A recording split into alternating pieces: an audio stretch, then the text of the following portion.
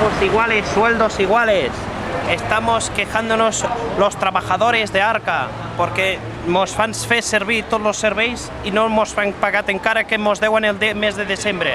¿Cuáles son sus reivindicaciones? Que nos paguen, porque estamos aquí haciendo los servicios y todavía nos deben aún la paga de diciembre. ¿Contra quién dirigen sus reivindicaciones? Al presidente de Arcasa, que nos debe aún las pagas. ¿Qué medidas piensan tomar si no les hacen caso? Pues vamos a hacer el paro de las líneas. Este es el último autobús que ya no sale.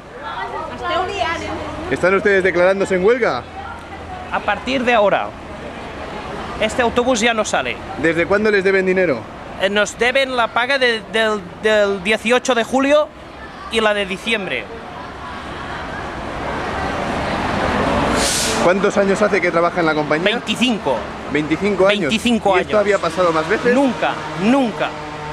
Lo que pasa es que el presidente de Arcasa se ha ido con el dinero.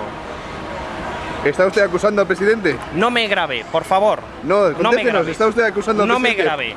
No. No hago más declaraciones. No hago más declaraciones.